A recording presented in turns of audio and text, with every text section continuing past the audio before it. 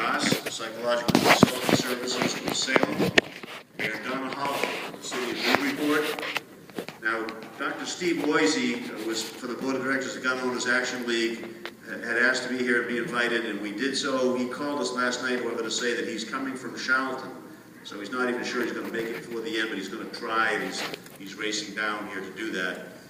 Essex County Sheriff Frank Cousins, Lynette Almadine, mother of Ross Almadine, who tragically died in the shootings in Virginia Tech. Officer Robert Ferrari, who is a school resource officer in the Lynn Police Department. Richard Cowdell, the principal of the Marshall Middle School in Lynn.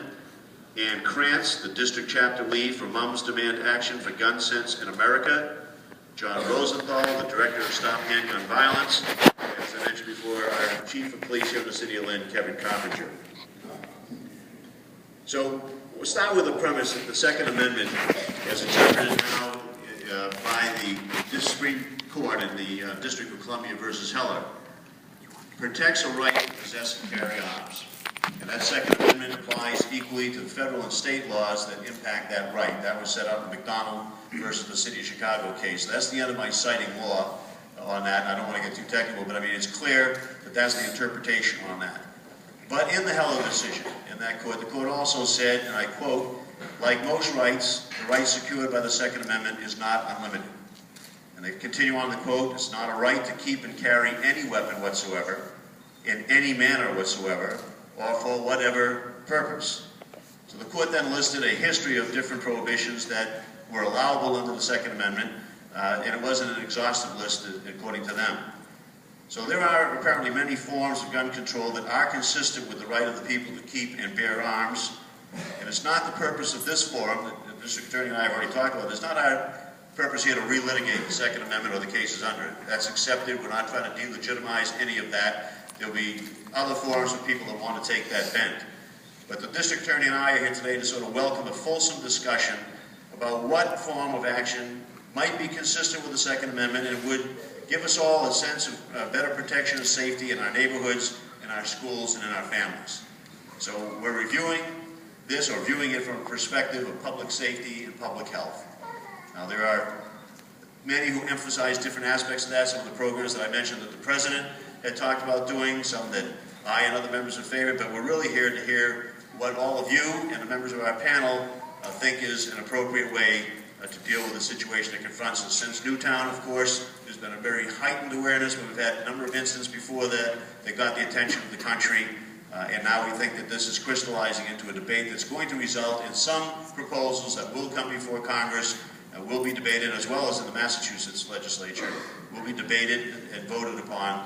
And so we get a couple of thousand letters and emails and calls on the subject, taking the whole range of positions on that, and I thought this would be a good opportunity for us to do it publicly and listen to one another.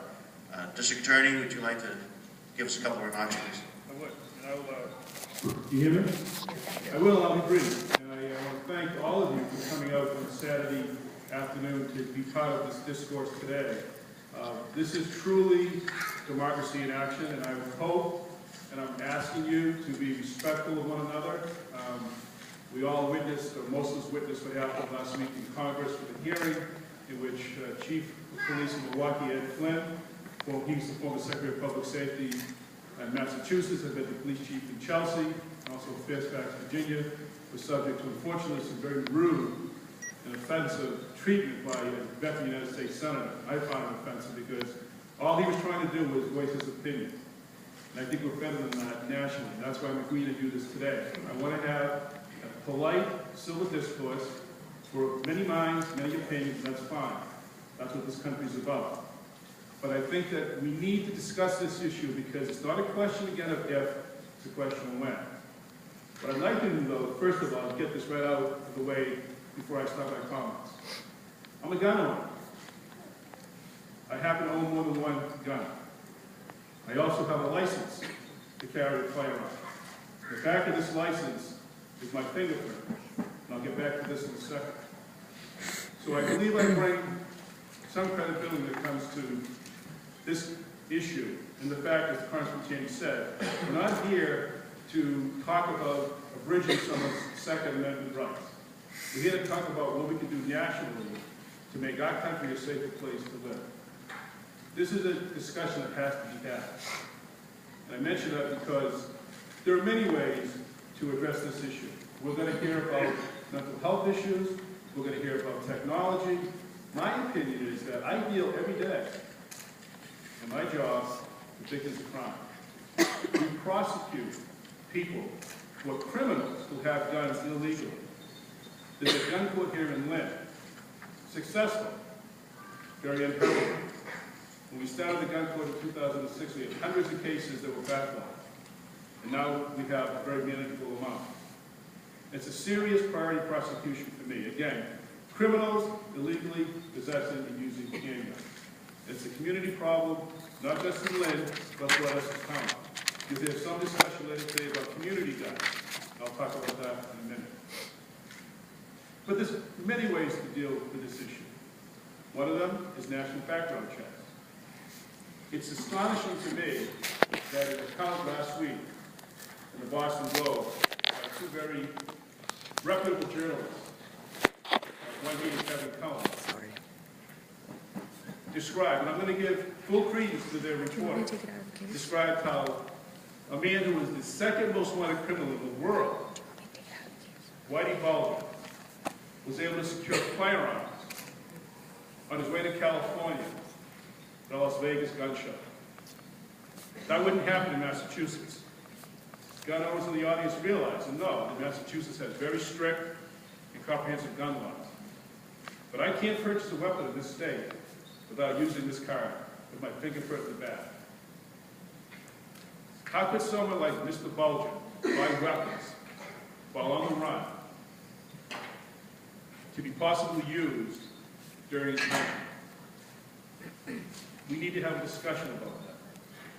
We need to find a solution about that. In our world today with technology and information sharing, we can do better. I don't have all the answers. And I'm not here to lecture anybody. I'm here to listen. But the fact of the matter is, we owe it to our children and our grandchildren to do something better. So again, I thank you for being here. I really believe we could have a good, productive, civil discussion. The action has to be taken nationally, but we can do it. Thank you for coming. Let's have a good afternoon session. Thank you.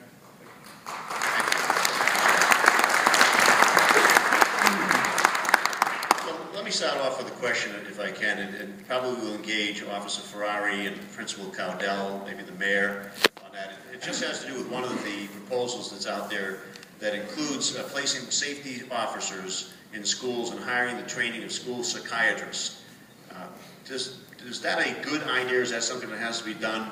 How effective might that be? Do you think that every community ought to be able to go to a fund and use those resources for programs that it develops, or do you think that the federal or state laws ought to be more prescriptive, identifying exactly what should be done? And I'll start with Officer. I would weigh in on the hiring of the police officers for the school. Being a former school resource officer, and right now I am currently the school security and emergency planning liaison between the schools and the police department, is that I would obviously like to see that each city and town has the ability to secure the funding to place sworn law enforcement officers into the school should they elect to do so. We've had a tremendous collaborative effort with the Lynn Public Schools where we've at one time had 8 school resource officers in our secondary schools. Unfortunately, the funding dried up. Right now, the chief has been able to find the money to put 3 law enforcement officers, school resource officers in our middle schools. Phenomenal program. I don't think you'd find anybody that would debate that. Not only is it a uniform presence in the school, but they are well trained. They go to school to learn about how to actually be a school resource officer. It works as a deterrent, but maybe more importantly, what we've seen over the last 10 years or so, the relationships that the police officer develops with the students, their parents, and the staff are what really makes our city a safer place. And I would ask that, Principal Cowdell give his opinion on that. Mr. Cowdell. Sure. I would wholeheartedly agree with Officer Ferrari. We have had periods of time since I've been the principal with SROs and periods of time without, brief periods of time without. And there is a definite difference. The relationship is the key part. Being able, and I was talking to Anne before this and explaining to her that it's very, very rare that we are looking at our SRO as an armed security guard that's in the school. The vast, vast majority of the time, he's a resource there for the students to go to. He's building relationships. If a parent wants to come in and has any type of concern, legal concern, perfect. He's the perfect person to refer them to. He's very professional, yet at the same point is constantly building relationships, which becomes very preventative. Not just for mass shootings or any type of extreme situations like that, but just day-to-day issues, bullying and things that at the foundation point can lead to more important and more critical issues. And the ability, our current SRO has been there, is just finishing up his first year. He started mid-year last year, and he's at the point now, I was explaining to Ann, that he now has relationships across the school. The kids will actually come and talk to him about it. They look at him in a totally different way than most students or most children would look at police officers. Yet, in the event that something happens, there is no doubt in my mind that an immediate change of role would happen, and he would be there, especially after the Newtown incident happened. He and I caucused after that. We were talking about it. There's no doubt in my mind that he's there, and for our protection, for the protection of everybody. And knowing that makes me as the principal feel a lot better coming in every day, knowing that there is an immediate response within the building if anything like that were to happen. Thank you, Mr. Dell. John, did you want to make a comment on that? Relationships are critical, and having a psychologist, frankly, at schools, I think would be probably more effective. There were 2 armed, trained police officers at Columbine High School. They were outgunned by teenagers with military-style assault weapons and high-capacity ammunition clips.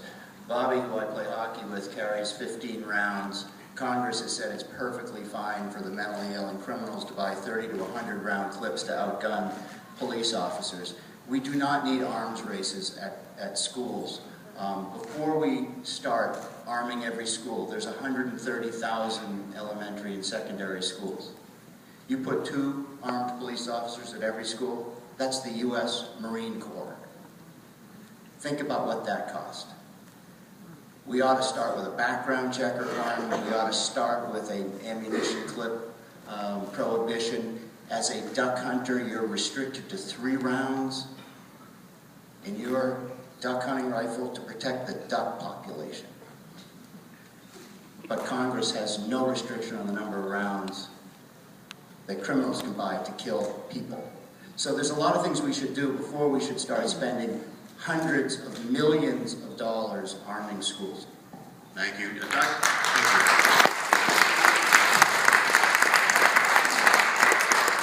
Dr. Johnson, do you have a comment on that? Yes, thank you very much. First of all, the idea of putting a psychiatrist in every school would be prohibitively expensive as well. But I think where we need to be spending some funds is on training people who are in the position of seeing students whose behavior is aberrant and possibly dangerous.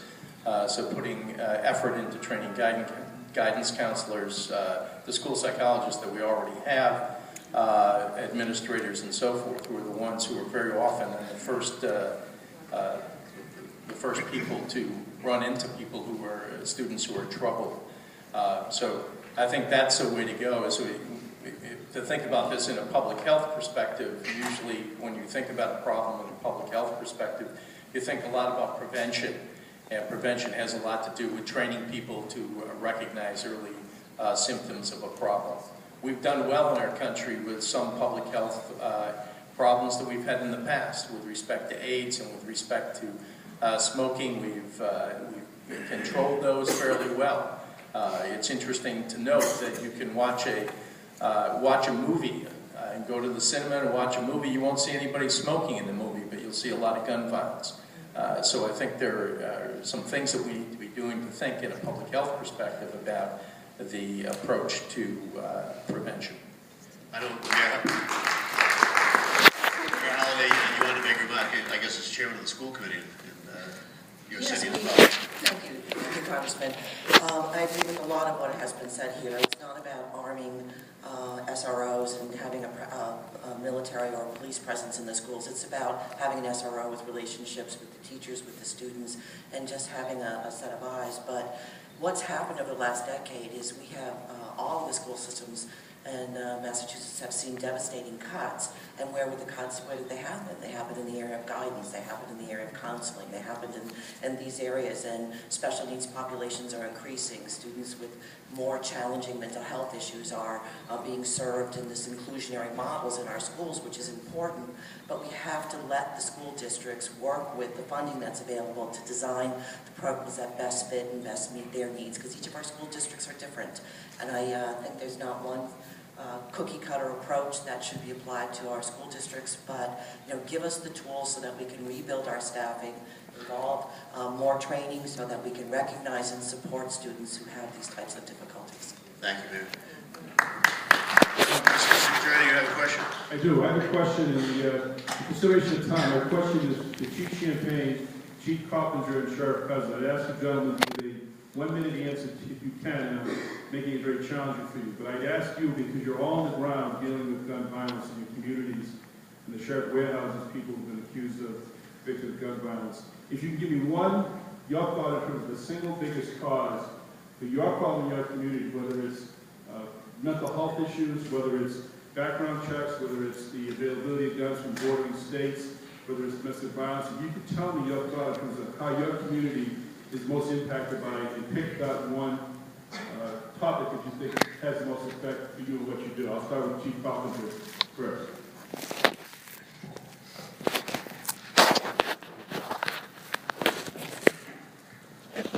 Thank you, John. I'd like to answer all three of those, but you restricted me to one, so I'll give you one. And one of the problems we see here, particularly in the cities like Lynn, is the availability of firearms from our neighboring states. Massachusetts has some of the toughest gun laws in the country. I think they're excellent. They might be able to be tweaked a little bit, but our neighboring states, the gun laws are very minimal up there. Quick case in point, a couple of years ago, we had there were two individuals, one was from Lynn, one was from Boston, who were going up to Maine, answering an ad they saw in like a classified ad, same way you buy an automobile. And they went up and they bought over 100 guns in a 14-month period of time, bringing them back to Massachusetts and putting them out with the criminal elements. They finally got caught up in a sting from the Alcohol, Tobacco, and Firearms Agency, but we have a lot of documented cases where you can go up to New Hampshire or Maine or some of the other neighboring states and get guns very easily. There's no background checks, or if they are, they're minimal. There's very little documentation. You don't have to have a permit. And by the way, those two individuals I just mentioned that went to Maine, both of them were convicted felons, which is a lifetime prohibition against getting a gun. But they still went up there. So we have to tighten that up. That has to be better, and I would say that's going to be better nationwide. Thank you, Chief. Sheriff Cousin. Thank you, Jonathan. And a couple of things that I think are important. One, being a member of the Mass Sheriff's Association, International Association of Chiefs of Police, and Macon County Chiefs of Police, one of the things that I think that we all agree on is we'd like to see a ban on military assault style weapons. We'd also like to see a ban on large magazines or clips, and then also, which I think is very important to piggyback on what Chief Coppinger said, is universal background checks. We do that for criminals now that come into the Sheriff's Department here in Essex County. Clearly, that could be done from a national level so we can really get a handle on giving out guns to people that should not have them. And they could have mental health issues, or clearly they could be felons or convicted criminals. They shouldn't be getting guns. So I think it needs to be done on a national level. And the other thing that I think is important that we all agree on from a law enforcement perspective is to get someone to run the ATF and have an appointment there similar to the director of the FBI and really give them a 10-year term to go and aggressively enforce these laws. So thank you.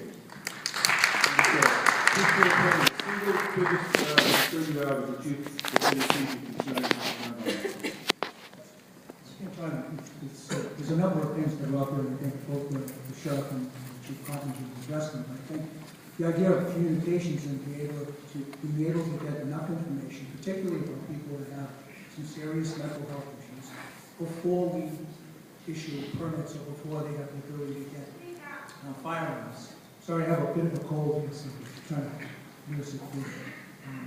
To that end, I think it requires an awful lot of communication by everybody here. A lot of it's prohibited by law for us to do that. I think everybody up here talks about the same thing. Most of the folks that are here, and I suspect here in Massachusetts that I deal with, all law-abiding citizens, all the firearms, all do the right thing, always want to do the right thing.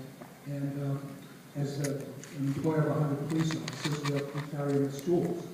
So the issue, I think, is one communication, John, and one that we really have to work a little bit harder at getting all of that done. Thank you. I'm going to ask a bit of a broader question because I want to really get involved here. Liam Lowney and Ann Krantz and Lynette Almadine, on an issue on that. And so let me just ask broadly, and then you can give the input that you think is significant on that, is what are the best ways that you think that for responsible gun owners to protect themselves and the communities from gun-related incidents? Lynette, you want to start? Yeah, hi, I'll take that. I can speak, obviously I'm speaking from a mom's perspective, and I think that our organization really is not looking to infringe on any Second Amendment rights, and I think that the bottom line for us is really coming up with common sense gun regulations that are going to make our children safer. I think that, at this point, following Newtown and all of the other kind of mass shootings, we live in a world today where, as a mom, I have to be thinking about gun violence every time I send my child to first grade. And I don't think that's acceptable. That's not an acceptable way to live, and I don't think, any of us really should have to live with that fear. And so I think that, it's really time. The momentum is there, and I think it's time to take action and enact some of these, common sense regulations that certainly don't infringe on the Second Amendment or the right to bear arms for, a law-abiding gun owner. Thank you. Liam? Sure. It's a little difficult for me to speak specifically about what gun owners can do to keep themselves safe, but I can speak very more specifically about what happens when guns are not kept safe and the impact of that. I sit here, I wear two hats. I am the executive director of the Mass Office for Victims Assistance, but I'm also a brother of Shannon Lowney, who was murdered 18 years ago while working at the Planned Parenthood Clinic in Brookline. And so 18 years ago, I met people like John Rosenthal, and we began talking about the impact of violence and the impact of, he was talking about it before I came along, but that was my introduction. And I can tell you there is an impact on my family, and there have been impacts on the many families I have worked with as a victim advocate over the years. But specific to Shannon's case, we did start talking to the legislature, and we started talking about gun safety in Beacon Hill, and we do have some of the strongest laws here. Shannon was killed by an assault rifle, a man carrying an assault rifle with a folding stock, who had 30-round banana clips taped together. He killed her, another woman, and shot 5 other people with hollow point bullets. We talked about all of those things when discussing that at the Massachusetts legislature. Many of those things have been prohibited. And I'm really pleased about that. But the reality is the man that killed Shannon bought his gun in New Hampshire. And so it could happen again today. So I echo the Chief's thoughts on that. And the impact is great. The impact is more than what we see at Newtown. It's more than what we see in Arizona. These are families. It's more than the person gone. It's continuous. Thank you. Lynette, do you want to make a comment? Say whatever you want. They really said it all. Okay. That's fine. On that. John, you have another question? I have a question, and I'm trying, and we've been covering mental health checks, large capacity, but I'd like, I'm trying not to be one-trick pony with respect to my questions to law enforcement, but I'd like either Officer Ferrari or one of the chiefs, the sheriff, to talk about the phenomenon of community guns. I think most of you out here today are not aware of, or probably have law enforcement dealing with people who use community guns for their crimes. It's an issue, it's a critical issue, I think, in our fight to get guns out of the hands of criminals. So I'd ask either the Chief Officer or Bob to talk about the impact community guns have. I'm sorry, Chief, define for the audience what a community gun is and how it's used. Sure. I just want to preface my comments on this question.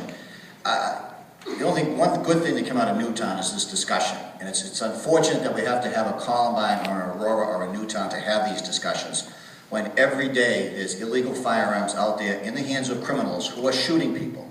And I don't care if you live in Newtown or you live out in Aurora, Colorado, Lynn, Boston, Chicago, it happens everywhere. And community guns are out there. As I mentioned before, they're brought in here illegally. A lot of times they're sold for drugs, and then they're used to commit crimes. Drugs are a problem in today's society, and addicts have to fuel their habits by crime. Robberies, B&Es, but a lot of times they have a firearm in their hand. When we see the guns on the street, we have to have swift and effective prosecution. If we don't do that, we're not sending the right message to the criminals out there. So when we find somebody with a gun, we're very happy we can bring them in, lock them up, and get them prosecuted and get them in jail. We've had instances over the years, since we had the DA mentioned a few minutes ago, the gun court. And I agree with the DA that it's been a huge success here in Lynn and the surrounding towns. You know, we try to track how many guns we recover here in our city, and since in the last 4 or 5 years, they've dropped dramatically. As well as the number of persons shot. 5 years ago, we had 248 instances of confirmed actual shots fired in the city. When I say confirmed, that is from some type of ballistic evidence. That's dropped to 141 last year. That still may sound a big number. I'm not saying persons who were actually shot. Those are shots that were fired in some type of a criminal offense. And I think the message that we've sent out there is that if people are going to engage in criminal activity with a firearm, we are going to prosecute them. And as long as we do that, that is one piece of the pie that we can straighten out. Again, we don't need a Newtown or an Aurora or someone else to bring this to a forefront. This is happening every day of the week, and this affects our kids, our loved ones, everyone in society. We need to stay on top of it. Officer Ferrari, I'm sorry, John. Can I just add something, just because a bunch of things have been talked about, just to add some context. Today, 87 people that woke up will be dead tonight from gun violence. 87, including 8 kids under 19 years old. In 33 states, including Maine, Vermont, New Hampshire, there is no background check requirement for private gun sales. There is no background check for private gun sales in 33 states, including Maine, Vermont, New Hampshire. So as a law-abiding gun owner, I go to a gun store, they have to run a background check. Private gun dealers do not have to run a background check. Gun dealers who are federally licensed in this country don't even have to operate out of a bona fide store. You file an application, you pay the fee, you can have an unlimited number of guns sent to your home. You can sell them out of a backpack or a car trunk. All perfectly legal. So the context is, if I'm a law-abiding gun owner, I'm fine going to a gun store because I can pass a background check. But criminals can't pass a background check. They don't have to go to a gun store. So that makes no sense whatsoever. Al-Qaeda even knows to come to the U.S. and go to gun shows where they can buy firearms without an ID or a background check perfectly legally. And to tell you how absolutely out of control this is, the New Hampshire Chiefs of Police Association is doing a raffle in the month of May. They're going to give one gun away each day, starting with a Ruger AR-15 and a 30-round clip, because everybody wants. Everybody wants an AR-15 and a 30-round clip because they were used to kill babies at Newtown, and they might be banned. That is what you are dealing with in this country. This is exactly where we don't have to go. Everybody's going to get a chance to speak. Let's hold it. We're going to give the panelists a chance to speak, and then we're going to move on from there.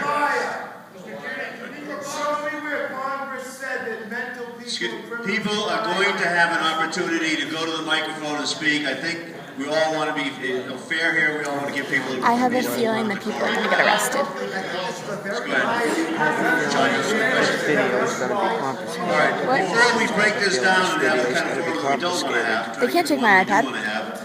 I'm going to ask a broad question here to allow the people in the panel to respond, and then we'll go to the microphone, all of you that are speaking up, and just get in line and have your say. All right, and that's what we want to Well, do. can you again, there's still, there's a Could we component of just, community guns that the public should be aware of. I'd like you to just This discuss is something that we that. feel very strongly that the audience should know about when we talk about a community gun. So a gun that is purchased illegally might actually have been initially purchased legally, but then transferred illegally, that comes into our city. So let's use the criminal element that most of us know about, the thugs that are gang members. They have a community weapon. They have a gun that is stored in locations that only they know about, and they take turns using that gun that is illegal to commit crimes in our cities. Everybody needs to know that that's happening. This is a huge problem. This is a huge problem. The way that I understand it from colleagues in the ATF, many of them are the straw purchase guns. They go up there, and like the Chief and John mentioned, it's very easy to purchase this gun with little or no background. That person that buys it, their motivation to buy it was to give it to their drug dealer or to that gangbanger for either cash or drugs and put on the streets of our cities and towns. This is a huge problem.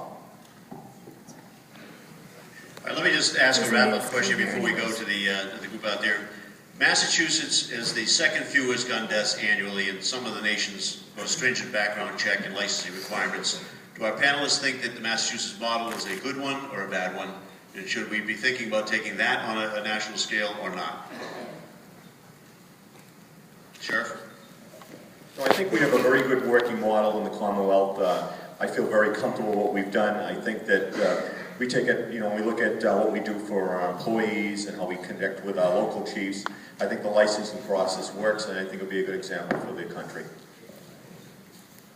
If I could, I had a lot to do with the Massachusetts gun laws. Massachusetts has always had either the first or the second lowest firearm fatality rates in the nation. That's a lie. Go ahead. We're going to allow the member of the panel to speak without any rude interruptions, and then people will be able to get their comments, and we won't rudely interrupt them either. So, according to the National Center for Disease Control and Prevention, and you can go on and look at their sites, Massachusetts has either had the first or the second lowest firearm fatality rates in the nation. In 2009, we had the very lowest firearm fatality rate in the nation, 3 per 100,000 population. National average is 10.6. We have the most comprehensive gun laws in the nation, and we have the very first in the nation consumer protection standards for firearms. So that the gun industry that sells firearms in Massachusetts, like Smith & Wesson, has to at least put certain safety features into their guns. Toy guns and teddy bears are regulated on how they are made. There's a little red dot on the end of a toy gun that tells a police officer it's a toy. Firearms have 0 federal regulations on how they are made. They are exempt from the National Consumer Product Safety Commission, and then Congress gave absolute immunity to the gun industry so they can't be sued. So as a business person, I have to shovel my walks to make sure that people don't slip and fall at houses and apartments. I can be sued if I don't. The gun industry, 2 of the guns used at Columbine are marketed as having a finish resistant to fingerprints. Who are they marketing to? The gun used at Fort Hood, Texas is marketed, it's a FN Hertel 22 caliber pistol, it's marketed as capable of penetrating 48 layers of soft body armor. Who wears soft body armor? So what Massachusetts has done, we treat guns like inherently dangerous products, like automobiles, training, licensing, and safety features. And since 1994, we have reduced injuries and deaths from firearms by over 20%. We're the national model. We just simply have to replicate what Massachusetts has done so law-abiding gun owners can get their firearms, but they have to have a background check. So the answer and they is have to yes. store their guns properly. The answer is yes, John. You think the Massachusetts law is a good law? We're at that stage of our program where we'd like to hear Lynette, sure, go ahead. You haven't had a chance to speak yet. Good. Hi, my name is Lynette Alamedine, and my son Ross was killed at the Virginia Tech massacre, April 16th, 2007. And he was killed by a mentally ill student who was admitted to the hospital. At that time, there is a national instant criminal background check, but he was not entered into the system. So when Cho went to purchase his guns, he got them online, got his magazines online, went to the gun store, the gun owner checked his background, and it came up clean. So with that, he bought the 2 Glock semi-automatic weapons and came in and killed 32 students, including my son, and injured 17 in 9 minutes. I didn't know what a magazine was. I thought it was a magazine. You know, when the Virginia Tech State Police came to the house, and he said, well, he went online and got a magazine, and I thought, oh, a magazine? So anyway, nobody should have to have this happen to them.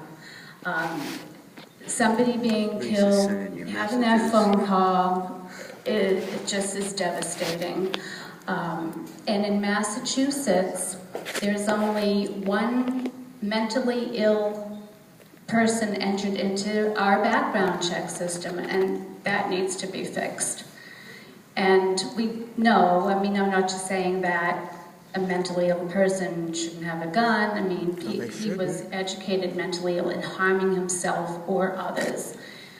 So I just wanted to let you know that, and if we can try and tell, you know, the governor or do something, call your congressman and have this system fixed. Thanks. Thank you for that. So we have 40 minutes set aside for audience participation here, and we're going to have a microphone somewhere here. I know Drew, there's a microphone here. If people want to speak, they just need to come to the microphone. Sarah is going to show this person speaking their time limit, as well as John and I up here. Please identify yourself. 2 minutes for either comment or a question. If you have a question, tell us who you're directing it toward, and then we'll have a period of time here as well. We're going to be pretty strict on the time, so I'll say that ahead of time, so nobody thinks you're being unfairly cut off. We'll apply it to whatever anybody's saying, no matter what spectrum you're on the issue. And we're all ears. Let's begin, please. Good morning, my name is Charles Durfee. I direct this to our mental health professionals. Since we have had students, and you know, it is a shame that it is the way it is, but since we have used the SSRIs, which are serotonin uptake inhibitors, we've had over 70 of those children or people using them, and that was the Aurora shooting, who this is supposed to handle and take care of their aggravation or their depression or otherwise. It is done and proven to be just the opposite, that it made them much more violent or suicidal. So we do have stuff out there, and we do have things to do, but we are covering a broad span of everything here. And I would go to the police chiefs and to our district attorney, and I would say, NRA, and I am a life member and a member of GOLD, and of the Theaters Fishing Game Club. I am a father and a grandfather, and I taught them all to shoot, and they all shoot. Now, we have the Eddie Eagle program. That is a great program that goes into the school, but too many people, because it says guns, they turn against it. If we got the police, you're going to be the first example, unfortunately. No, make your point. And then, okay, my point is this. If we got the local police department safety officer to get with the NRA Eddie Eagle program, go into our schools and start teaching. Education, as we know, when you tell people something and they know, then we have got something more concrete in which to deal with. Okay. Thank you for that. Thank you. Thank you. Yes, sir. Okay. My name is Raymond E. Charette, and I want to thank you, Mr. Tammy Blocker, and everybody on the panel. It's wonderful. Great. My question is, why do we need any more gun control laws in the state? We have the strictest, I've been a gun owner for 40 years, and I'm very responsible. And I want to know why. Why do we, I can understand about the other states, but I'm only concerned about my state. I love my state. I would die for it. And I want anybody in the panel to answer my question. Why? Why do we need more laws? I'm going to toss it to the panel, but first I'm going to say that I'm in an office that deals with the United States, so that we have to deal with a broad question on that. But it's why I asked the question before about Massachusetts laws. Is that the model? You know, as opposed to adding things on, is Massachusetts the model that we should take elsewhere? John gave a pretty good answer of what he thought on that. Is there anybody else that wants to weigh in? Mr. District Attorney or the Sheriff or Dr. Goss? Yes, let me just respond to you. From a public health perspective, one of the ways that you work is you look at what has been done other places that is helpful. If we are doing a good job here in Massachusetts, then that should be a model for other places in the country. Thank you. Yes, sir. Afternoon, my name is Jeffrey. I listen on the break. I think it's notable that nobody in the panel has mentioned how other countries might handle gun control. Take Japan, for example. They have strict gun control, shotguns, and air rifles only. And, for example, in 2008, there were 11 gun homicides, 11 for 2008. Whereas in the United States, in the same year, we had about 12,000 handgun homicides. And on the average, since 1976, we've had about 10,000 handgun homicides per year. So in a decade, that's 100,000 dead people. So we're a very violent, brutal society when you look at those kind of numbers. Thank you. I don't know if anybody wants to address that up here, but I think there's a book that was put out by Johns Hopkins University. After the Newtown event, they had a panel, wide-ranging panel, and then they put out a group of edited essays about reducing gun violence in America. There's an entire section in here on what other countries do. So if people are interested in seeing that, it's Reducing Gun Violence in America, put out by Johns Hopkins on that. Yes, sir. Yeah, hi, I'm Bob Weil from Beatty. And what I'd like to say is our documentation in 1791, our founding fathers gave us a pretty darn good Bill of Rights and Constitution. And in the Second Amendment, the infringement was to protect the citizenry from a tyrannical government, which we are having today. And so, Congressman, you got a 0 rating with NRA, you got a 0 rating with gun owners.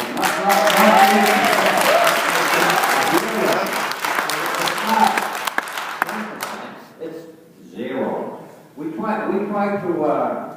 We had a formidable opponent field this time. I know we cost you over $2 million, I think $2,229,000. But you know, the president, his agenda right now is when he got out, right after his election. What's the time left on that? I want to give him all the time that he's entitled to, so sorry, I can't see that. What is it? It's over.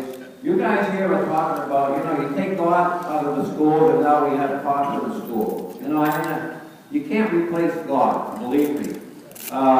What's going on right now is we just turned a bunch of criminals, illegal aliens out on the street. And you sir, have funded sending tanks to sending tanks and F-16 to our enemy, and here we are talking about handguns and you know. I think you've made your point, and we appreciate it. Thank you. Won't be running my campaign next time. On that, yes, sir. My name is John Kramer, and I say no to assault rifle bans and universal background checks. People use assault rifles for sporting and hunting purposes. There is a need for assault rifles with high-capacity round magazines for private citizens. People need assault rifles to protect themselves against criminals and wild animals such as grizzly bears and moose. Farmers use assault rifles to protect their chicken coops from foxes and weasels, and cow herds from sheep and herds from wolves. People should be allowed to have as many rounds in their clips as they see fit. Massachusetts should get rid of all of its gun control laws and its licensing requirements, and that will make our state safe. It's time to get rid of the alcohol, tobacco, and firearms, and the Drug Enforcement Administration. We don't need it anymore. Thank you. Thank you for your statement. Next. Hi, my name is John Ramones, Saugus, Mass. Ever since the Kennedy assassination, every time there's been a high-profile murder such as Columbine, the emphasis always goes towards the legitimate firearm owners, never addressing the criminals, and that needs to change. The focus is on stopping gun crime. Can I just interject for a second, sir? I heard a lot of talk about criminals up here this morning. Maybe you want to address some of those comments? I'm getting to that. The focus is always on gun violence, but not violence, which is the root cause. The gun is only the implement. Hammers and clubs cause more murders than firearms do. The emphasis should be on crime, on criminals. And the background check system isn't really working well because felons can plead down to a misdemeanor charge. Okay? The system is not taking into consideration people with mental issues. So it really makes the criminal background check system really not workable. We have a right to protect ourselves. I do not murder anybody. I enjoy my firearms. My firearms are for my personal protection. You know, there's a 3-shot plug for ducks because I want to conserve ducks. I don't want to conserve anybody that's trying to do me harm. Okay? The ducks are not attacking me. Okay? I need the opportunity, I need the firepower, if necessary, to protect myself and protect my family. Please, don't pass any more gun laws. Thank you.